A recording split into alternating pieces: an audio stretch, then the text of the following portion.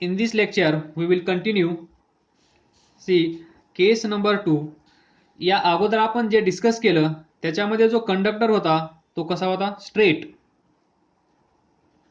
Straight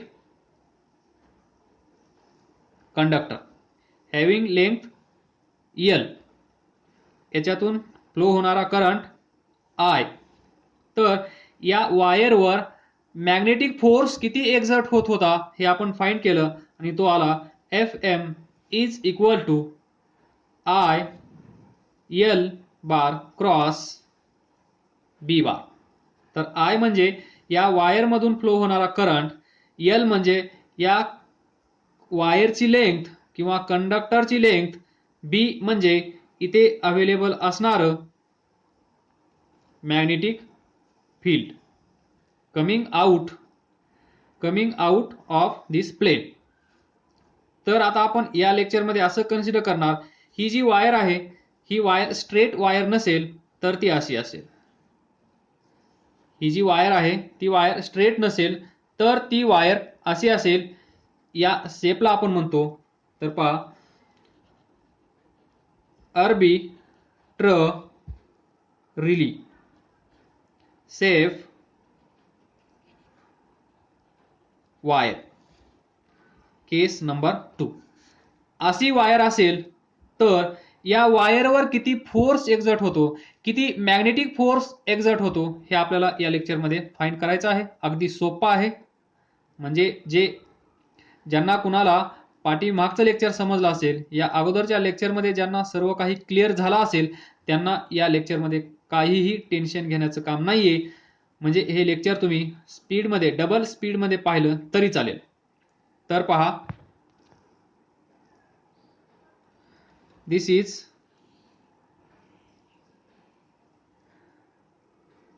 shape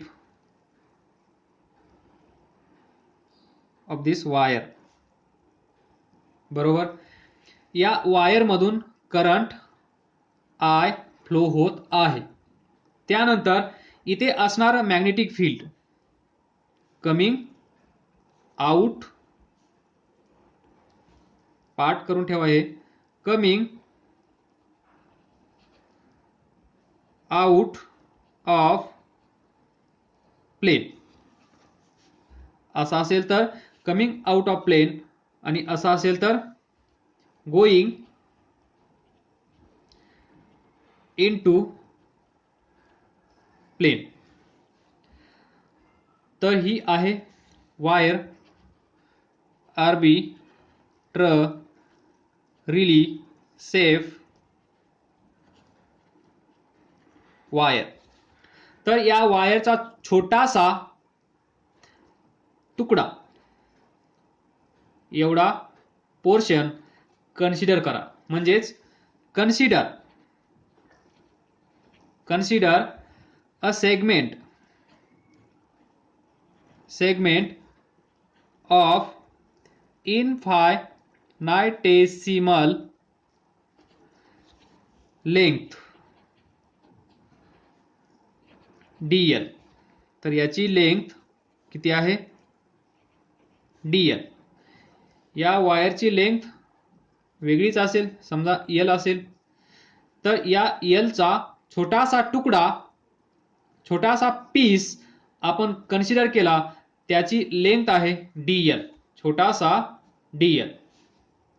तर next I याच्यामधून current flow होत आहे. तर याच्यावर मॅग्नेटिक फोर्स Fm एवढा एक्झर्ट होत असेल हे आपल्याला माहित आहे. पण हा किती, जर या वायरचा शेप असा असेल तर याच्यावर एक्झर्ट होणारा फोर्स किती असेल हे आपण फाइंड करत आहोत.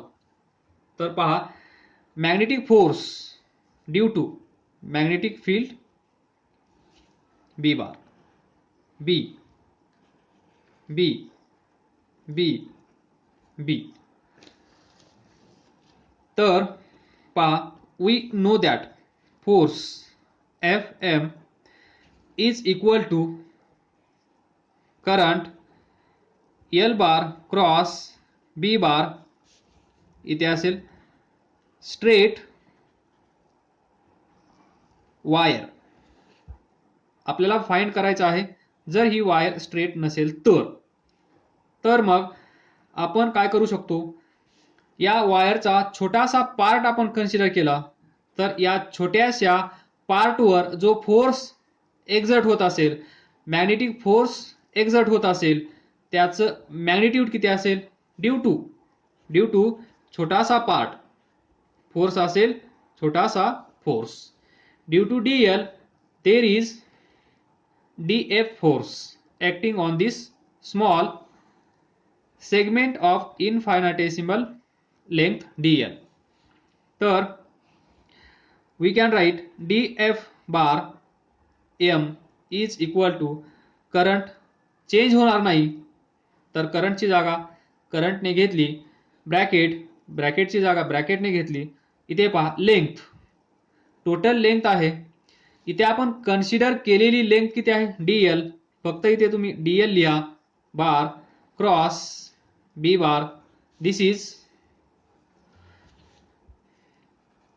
तर पहा आताच आपण कन्क्लूड करू शकत नाहीये. तर this is force on this small element, small part of this wire. तर टोटल फोर्स फाइंड करण्यासाठी आपल्याला काय करावं लागेल, the force to find total force acting on this wire, जी स्ट्रेट नाहीये ती वायर. काय करतो आपण, ज्यावेळेस अशी कंडिशन येते, अशी सिच्युएशन येते, त्यावेळेस आपण कोणतं टेक्निक यूज करतो ऍड करण्यासाठी, integration technique.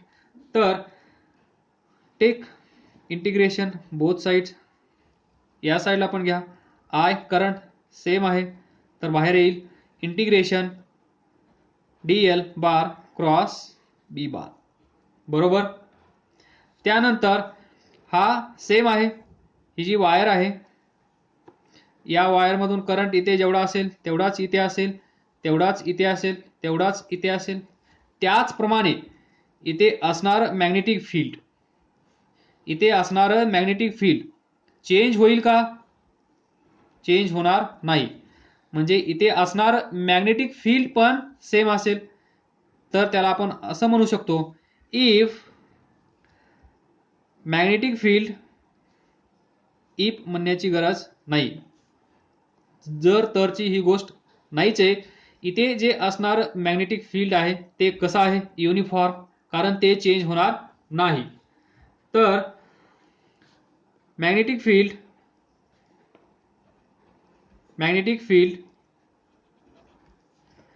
Is uniform here. इथे हे मॅग्नेटिक फील्ड कसं आहे, uniform magnetic field is here, that is magnetic field is uniform here. तर मग आपण काय करू शकतो पहा, या साईडचं integration f is equal to I same b पण सेम आहे. तर integration of dl bar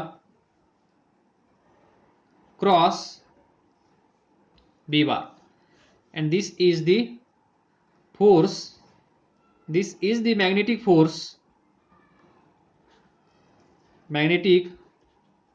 force acting on arbitrarily shape wire. हा जो वायरचा शेप आहे, या वायरवर एवढा फोर्स एक्झर्ट होत असतो, हे आपल्याला फाइंड करायची गरज नाहीये. तर इथे तुम्ही असं लक्षात ठेवा. पुढे पहा, तर पहा next, force on a close circuit in a magnetic field. एक क्लोज सर्किट असेल, जे मॅग्नेटिक फील्ड बी बार मध्ये ठेवलेला असेल, तर त्याच्यावर फोर्स किती एक्झर्ट होतो, तर याचा आन्सर असेल Fm is equal to I. इथे पहा क्लोज सर्किट असल्यामुळे फक्त इथे एक चेंज असेल, इथे जे इंटिग्रेशन आहे ते सिंपल आहे, हे होईल close integral of dl bar into b bar. हेच इक्वेशन इथे लिहिले आहे. फक्त इंटिग्रेशनचं सिम्बॉल पहा, चेंज आहे. क्लोज सर्किटसाठी क्लोज इंटिग्रल आपण यूज केला आहे. तर हे जे इंटिग्रेशन आहे क्लोज इंटिग्रेशन डीएल बारचं हे नेहमी किती असतं पहा, ऑलवेज किती असेल तर F M. Now we can write F M is equal to I ब्रॅकेटमध्ये close integral D L bar cross बी बार. ब्रॅकेटमध्ये लिहा uniform magnetic field. Uniform magnetic field. तर हे हमेशा काय असेल 0 फॉर क्लोज सर्किट. कारण हे काय आहे, ही जी टर्म आहे या ब्रॅकेटमध्ये याचा अर्थ काय आहे तर पहा, sum of vectors along close circuit. जे क्लोज सर्किट असेल त्याच्यामध्ये जे वेक्टर्स असतील त्यांची सर्वांची सम ही हमेशा किती येईल 0. म्हणून हा ब्रॅकेट 0 असला पाहिजे. जर हा ब्रॅकेट 0 असेल तर एफ एम काय असेल 0. ब्रॅकेटमध्ये बी बार इज युनिफॉर्म. एक सिंपल केस आहे. एवढंच असंच लक्षात ठेवायचं आहे तुम्हाला. Force on close circuit in magnetic field. Magnetic field कसं आहे युनिफॉर्म. हा फॉर्म्युला तर तुम्हाला माहितच आहे. या फॉर्म्युल्यामध्ये फक्त एक चेंज करायचा आहे. तो चेंज म्हणजे इंटिग्रेशन घेण्याची मेथड. इथे असेल ते क्लोज इंटिग्रल असेल आणि क्लोज सर्किटसाठी d L bar it is sum of vector along close circuit. त्यामुळे ही टर्म 0 होईल आणि ही टर्म 0 झाली तर magnetic force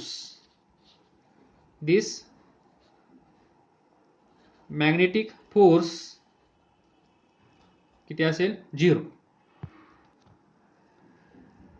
here see a charge particle travels with a velocity v bar. इथे पहा एक चार्ज पार्टिकल आहे, तो धावत आहे. त्याचा धावण्याचा स्पीड किती आहे v बार. इथे पहा this is the direction of velocity through a uniform magnetic field. इथे असणार मॅग्नेटिक फील्ड कसं आहे बी बार युनिफॉर्म आहे as shown in the following figures in 3 different situation. वेगवेगळ्या 3 फिगर्स दिल्या आहेत पहा. नंबर 1, नंबर 2, नंबर 3 या गिवन फिगर आहेत. What is the direction of magnetic force. इथे मॅग्नेटिक फोर्सची आपल्याला डायरेक्शन फाइंड करायची आहे, डायरेक्शन माहित करायची आहे. तर पहा F M bar due to magnetic field on the particle. तर पहा जो पार्टिकल आहे, समजा तो पार्टिकल इथे आहे, तो या डायरेक्शन मध्ये जात आहे. फिगर 1 मध्ये पहा हा पार्टिकल चार्ज पार्टिकल इथे आहे, तो या डायरेक्शन मध्ये इकडे जात आहे. इथे असणार मॅग्नेटिक फील्ड पहा कसं आहे डाऊनवर्ड. आलं लक्षात. या डायरेक्शन मध्ये मॅग्नेटिक फील्ड आहे, या डायरेक्शन मध्ये चार्ज फ्लो होत आहे. तर तुम्हाला माहित आहे राईट हँड रूल. तर पहा मॅग्निट्यूड किती आहे मॅग्नेटिक फोर्सचं F M is equal to Q V cross B bar. इथे लक्षात ठेवा 2 ऑप्शन मी सांगेन तुम्हाला आन्सर या क्वेश्चनचं फाइंड करण्यासाठी. तर इथे पहा F M is perpendicular to V bar. F M is perpendicular to B bar. हे तुम्ही काल पाहिलं आहे. This is V bar, this is B bar. या दोघांमधला अँगल काहीतरी असेल तर याला आणि याला एफ एम कसा असेल, परपेंडिक्युलर. हे असेल व्ही क्रॉस बी बार. तुम्हाला माहित आहे ए बार बी बार अँगल थीटा. तर या दोघांचा क्रॉस प्रॉडक्ट कोणत्या डायरेक्शनमध्ये असतो, या डायरेक्शनमध्ये. ए क्रॉस बी, ए क्रॉस बी, बरोबर. ए क्रॉस बी, थंब पहा. ए क्रॉस बी, थंब पहा. त्या डायरेक्शनमध्ये असेल ए क्रॉस बी, म्हणजेच A cross B is perpendicular to A bar and B bar. तर इथे पहा V bar and B bar हे कसं असेल, म्हणजेच v bar and B bar म्हणजेच ए बार अँड बी बार. या दोघांना हा कसा असला पाहिजे, परपेंडिक्युलर. आणि याच डायरेक्शनमध्ये असतो युनिट वेक्टर. आणि त्या युनिट वेक्टरची डायरेक्शन म्हणजेच किंवा तो युनिट वेक्टर कोणत्या डायरेक्शनमध्ये असेल, ज्या डायरेक्शनमध्ये फोर्स एक्झर्ट होत आहे त्या डायरेक्शनमध्ये. This is the direction of force, magnetic force. तर इथे पहा ही ॲक्सिस एक्स असेल, ही ॲक्सिस वाय असेल. तर या दोन ॲक्सिसला परपेंडिक्युलर असणारी तिसरी ॲक्सिस कोणती असते, झेड, बरोबर. एक्स वाय या दोघांना परपेंडिक्युलर असणारी ॲक्सिस झेड. तेव्हाच हा झेड, जर हा झेड या दोघांना परपेंडिक्युलर असेल तरच आपण काय म्हणतो 3D एक्स वाय झेड. हाच सीन इथे आहे. एक्स वाय म्हणजेच v bar and B bar या दोघांना परपेंडिक्युलर असणारी तिसरी ॲक्सिस म्हणजे त्या ॲक्सिस अलॉंग असेल डायरेक्शन ऑफ मॅग्नेटिक फोर्स. तर हे झालं पहिलं लॉजिक इथे मॅग्नेटिक फोर्सची डायरेक्शन फाइंड करण्याचं. तर पहा या ॲक्सिसला स्पीड आहे, या ॲक्सिसला बी आहे. तर ही ॲक्सिस आणि ही ॲक्सिस कुणाला परपेंडिक्युलर असेल, या दोन्ही ॲक्सिस अजून एका ॲक्सिसला परपेंडिक्युलर असतील किंवा तिसरी ॲक्सिस इथे अवेलेबल असेल, ती ॲक्सिस बीला आणि व्हीला परपेंडिक्युलर असेल. त्याच ॲक्सिसच्या अलॉंग डायरेक्शन कुणाची असेल, या मॅग्नेटिक फोर्सची. म्हणजे इथे तीनच ॲक्सिस आहेत, एक्स वाय झेड. जर झेडच्या अलॉंग बी असेल, एक्सच्या अलॉंग व्ही असेल, तर वायच्या अलॉंग एफ एम असेल. पहिलं लॉजिक. तर एफ एम या साईडला आहे की या साईडला आहे, तर हे कन्फ्युजन तुम्हाला राहील. Along this third axis there is magnetic force एवढं तुम्ही सांगू शकता. पण डायरेक्शन डिटरमाइन करण्यासाठी तुम्हाला हा रूल यूज करावा लागेल किंवा हा रूल. तर पहा डायरेक्शन ऑफ चार्ज पार्टिकल कशी आहे, इकडे, म्हणजेच डायरेक्शन ऑफ व्ही इकडे असली पाहिजे. तर हाच हात तुम्ही असा फिरवा, सेम बनवण्याचा प्रयत्न करा. या डायरेक्शनमध्ये व्ही आहे, तर पहा इथे त्याच डायरेक्शनमध्ये व्ही झाला. त्यानंतर या डायरेक्शनमध्ये बी आहे, तर इथे पहा या डायरेक्शनमध्ये फील्ड आहे. तर इथे पेन ठेवायचा आहे. या पेनची डायरेक्शन जी असेल ती डायरेक्शन असेल कुणाची, डायरेक्शन ऑफ मॅग्नेटिक फोर्स. तर इथे कशी असेल, कमिंग टुवर्ड्स अस, दिस डायरेक्शन. ही डायरेक्शन असेल त्या मॅग्नेटिक फोर्सची, बरोबर. कमिंग आउट म्हणजे पॉझिटिव्ह, कमिंग आउट म्हणजे पॉझिटिव्ह. तर याच्या अलॉंग असेल आणि ती पॉझिटिव्ह असेल, म्हणजेच along positive Y axis, along positive Y axis. तर इथे असेल ती डायरेक्शन. नाऊ सेकंड दिस क्रॉस व्हीला बी कडे घेऊन यायचं आहे. इथे पहा व्ही क्रॉस बी म्हणजे अलॉंग व्ही 1 2 3 4 4 फिंगर्स आणि यांना या 4 फिंगर्सला कुठे घेऊन यायचं आहे टुवर्ड्स बी. तर पहा दिस अलॉंग दिस असं करा ही आणि त्यावेळेस थंब पहा कुठे आहे वरती आहे जे इथे आलं होतं. याच्यात पण कसं आलं होतं कमिंग टुवर्ड्स अस. इथे पण पहा coming towards us that is towards viewer पाहणाऱ्याकडे डायरेक्शन ऑफ दिस थंब म्हणजेच अपवर्ड म्हणजेच अलॉंग पॉझिटिव्ह वाय ॲक्सिस. तर याचा आन्सर असेल अलॉंग पॉझिटिव्ह वाय ॲक्सिस. त्याचप्रमाणे इथे पहा व्ही बार इकडे आहे. इथे एक गोष्ट लक्षात ठेवा जर हा व्ही बार याच फिगरमध्ये इथे घेऊन गेलो आपण बी बार आपण इथे घेऊन आलो तर ही डायरेक्शन इथे असेल. सॉरी ही डायरेक्शन चेंज होणार नाही. जर या दोघांना आपण चेंज केलं तर ही डायरेक्शन चेंज होत नाही. दोघांपैकी एक चेंज केला तर हा इकडे येईल.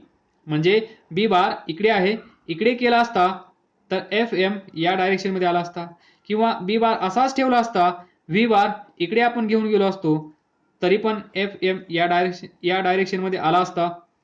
पण जर आपण व्ही बार पण चेंज केला बी बार पण चेंज केला तर direction of magnetic force change होत नाही ती तशीच असेल. पहा व्ही बार इकडे अलॉंग दिस आणि आपल्याला जायचं आहे बी कडे म्हणजेच असं दिस डायरेक्शन.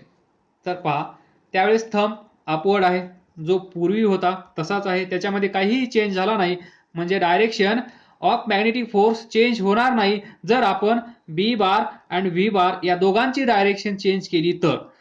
जर या दोघांपैकी एकाची डायरेक्शन चेंज केली तर direction of magnetic force change होणार. नाउ कम नेक्स्ट पहा इथे व्ही बार इकडे आहे बी बार इकडे आहे. तुम्ही लगेच सांगू शकाल या ॲक्सिसला व्ही बार आहे या ॲक्सिसला बी बार आहे. राहिली तिसरी ॲक्सिस एक्स वाय झेड या डायरेक्शनमध्ये एक असेल या डायरेक्शनमध्ये एक असेल तर तिसरा अलॉंग दिस डायरेक्शन असेल म्हणजेच इथे एक वायला आहे एक झेडला आहे. तर डायरेक्शन ऑफ फोर्स एकतर असे असेल किंवा एकतर असे असेल. एफ एम इथे असेल किंवा इथे असेल ती डायरेक्शन आपल्याला डिसाईड करायची आहे बाय युजिंग दिस रूल. तर पहा first we will use this direction of v कुठे आहे अशी आहे त्या डायरेक्शनमध्ये त्याला पॅरलल बनवूया. त्यानंतर इथे पहा डायरेक्शन ऑफ मॅग्नेटिक फील्ड कशी आहे इकडे आहे म्हणजेच वर आहे अशी. तर काय करावं लागेल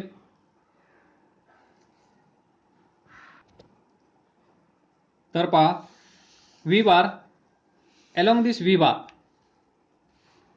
दिस 1 2 3 4 4 फिंगर्स टुवर्ड्स बी बार दिस. इथून इकडे घेऊन यायचं इथून इकडे घेऊन यायचं त्यावेळेस थंब पहा अगेन टुवर्ड्स व्हीवर म्हणजेच same direction that is positive x axis. त्यानंतर तुम्ही प्रॅक्टिस करा. इथे सांगा व्ही बार इथे आहे व्ही बारला इकडे घेऊन यायचं आहे.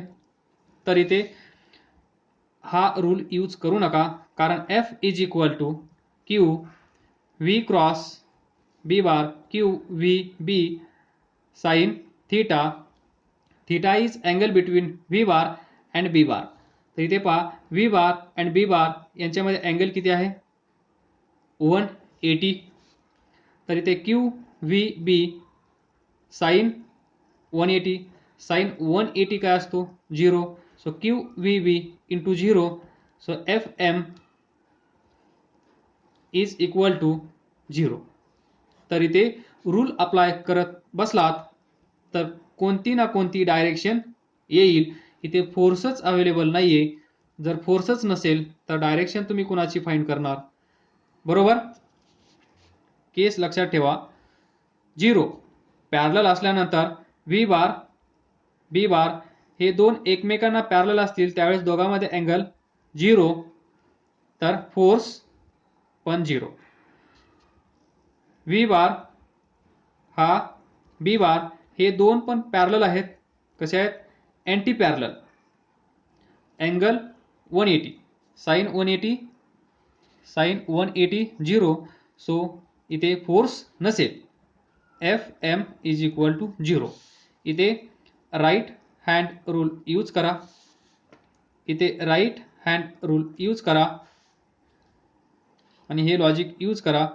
एक एक्स डायरेक्शनमध्ये असेल, दुसरा वाय डायरेक्शनमध्ये असेल, तर direction of magnetic force along third axis असेल.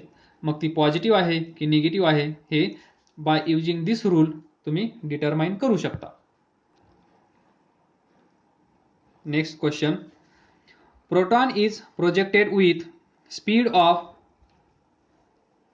प्रोटॉनचा स्पीड दिला आहे horizontally from east to west. East to west. तर पहा एक प्लेन आपण कन्सिडर करूया.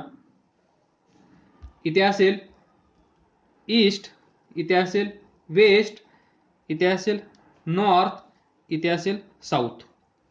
तर पहा proton is projected with a speed of 3 × 10⁶ metre per second horizontally from east to west. म्हणजेच या डायरेक्शनमध्ये त्याला आपण पळवलं आहे. कुणाला? प्रोटॉनला. इथे असेल प्रोटॉन, या पॉइंटला इथून त्याला आपण इकडे पळवलं. Uniform magnetic field B bar of strength 2 × 10⁻³ tesla. इथे मॅग्नेटिक फील्ड किती आहे? 2 × 10⁻³ tesla exist in vertically upward direction. Vertically upward म्हणजे टुवर्ड्स व्हीवर, आपल्याकडे. तर ते आपण कशी दाखवूया? Coming out of plane. बरोबर. कमिंग आउट ऑफ प्लेन या डायरेक्शनमध्ये ती येत आहे असं आपण कन्सिडर करूया. कन्सिडर करण्याची गरज नाहीये, it is given. Then find force on proton just after it is projected.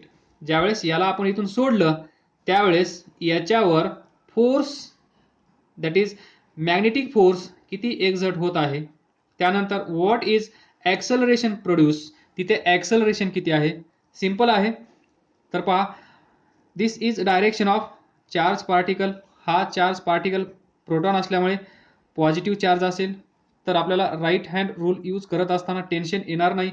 तर या डायरेक्शनमध्ये आहे काय? व्ही बार. बरोबर. या डायरेक्शनमध्ये व्ही बार आहे. त्यानंतर बी बार कशी आहे? Perpendicular to plain. मी अशी ड्रॉ करतो, परपेंडिक्युलर टू प्लेन म्हणजे अशी. This is the direction of magnetic field coming out from this plane. त्याला आपण इथे असं ड्रॉ करूया. त्यानंतर थर्ड डायरेक्शन ऑफ फोर्स कशी असेल? Direction of force v bar तुम्हाला माहित आहे, F is equal to Q V cross B bar. V बारला आणि बी बारला परपेंडिक्युलर असेल एफ एम, तर व्ही क्रॉस बी. तर पहा हा पेन म्हणजे काय आहे? Direction of magnetic field. त्यानंतर या डायरेक्शनमध्ये व्ही आहे, तर या दोघांना परपेंडिक्युलर कोण असेल? फोर्स. तो कसा असेल? या डायरेक्शनमध्ये, म्हणजे या डायरेक्शनमध्ये असेल. जर बी बार इकडे असेल तर हा एफ एम कुठे असेल? इकडे. तर हा आपण इथे अगोदरच काढला होता. थोडंसं याला आपण साईडला काढूया. एफ एम, कारण बी बारला आणि व्ही बारला हा एफ एम परपेंडिक्युलर असला पाहिजे. पहा बी बार व्हर्टिकली आहे, परपेंडिक्युलर टू प्लेन. त्यानंतर व्ही बार पॅरलल आहे प्लेनला. त्यानंतर या दोघांना परपेंडिक्युलर असणारी डायरेक्शन म्हणजे ही, ॲक्च्युली ही असेल, पण इथे आपण हा बी बार ड्रॉ केला आहे त्यामुळे थोडीशी साईडला काढली एफ एम. तर FEM या दोघांना परपेंडिक्युलर असेल एवढं लक्षात ठेवा. म्हणजेच QVB sine theta. Q charge तुम्हाला माहित आहे प्रोटॉनचा, V स्पीड दिलेला आहे, B मॅग्नेटिक फील्ड दिलेला आहे, साइन थीटा म्हणजे काय, थीटा दिलेला नाहीये, तर theta is angle between V bar and B bar. इथे पहा V बार अँड B बार हे दोघं एकमेकांना कसे आहेत, परपेंडिक्युलर. म्हणजे दोघांमधला अँगल किती असेल, परपेंडिक्युलर सॉरी दोघांमधला अँगल किती असेल 90. So QVB. Q पुट करा, V पुट करा, B पुट करा, आन्सर येईल 9.6 into 10⁻⁻16 Newton. Then acceleration F is equal to ma. From this a is equal to F by m. फोर्स तुम्ही इथे फाइंड केला आहे 9.6 into 10⁻⁻6 newton divided by mass of proton. तुम्हाला माहीत असेल किंवा नसेल तर लिहून घ्या 1.67 into 10⁻⁻27 kg. This is mass of proton. हे सॉल्व करा, आन्सर येईल 5.8 into 10⁻11 metre per second. This is 16 minus 27 9.6 1.67 बरोबर आहे. तर काय समजलं नसेल तर विचारा, कुणाला डाऊट असेल तर तो इथेच असेल. तर थोडीशी प्रॅक्टिस करा. X Y Z, एका ॲक्सिसला V, एका ॲक्सिसला B, तिसऱ्या ॲक्सिस सोबत FEM. तर मग सर्व प्रॉब्लेम तुमचे सॉल्व होतील. कारण हे इमॅजिन झालं की झालं. बस काय डाऊट असेल तर विचारा. अभ्यास करत राहा, पुढे जात राहा. All the best. थँक्यू.